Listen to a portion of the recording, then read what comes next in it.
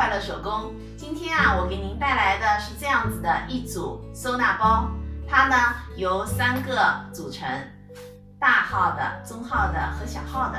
咱们不用的时候呢，可以放入进这个大号的里边；小号的呢，可以用来放银行卡；中号的呢，可以放存折；大号的呢，可以放票据。这个包啊，这个外边是透明的，东西放在里边呢，咱们可以清晰可见。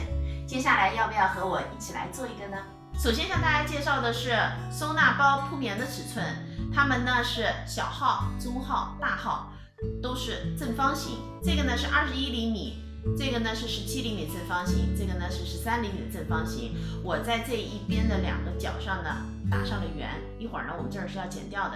剪掉以后呢，把铺棉烫在面子上。现在铺棉呢烫在了面料上面。今天咱们这个材料呢是不需要放缝缝的，它们呢都是里子面子各一份。接下来呢，我来介绍一下这个材料哈。这个材料呢是我女儿啊小时候一件雨衣上的材料，她现在长大了，雨衣呢穿不上了。那我呢就把它剪下来了，因为它是不透明的，而且呢是可以缝纫的一种面料。如果大家没有这个材料呢，咱们用网纱类的材料也是一样的。那这3块材料的尺寸呢，分别是21厘米长度、13厘米宽度，这块呢是17厘米长度、12厘米宽度，这块呢是13厘米长度、8厘米的宽度。咱们还需要用同样的颜色的面料哈，做一个包边带。接下来我们就可以开始缝纫了。首先呢，我们用包边带哈，把透明材料的这条边啊都给包上，3片材料的包边呢都包好了。现在呢，我们拿出这个材料哈，把它搁上来对齐，再放上这个透明的材料，全部对齐以后呢，我们用包边带整个包一圈。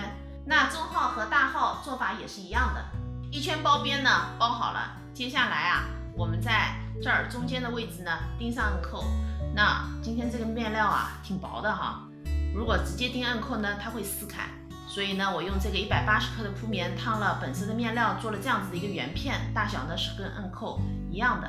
我们一片呢垫在面子上，一片呢钉在下边，这样子钉上暗扣呢，这个材料就不容易撕裂了。暗扣钉好以后呢，收纳包就制作完成了。这期视频内容呢就是这些了。如果您喜欢我的视频内容，请您点击加关注，咱们下期再见。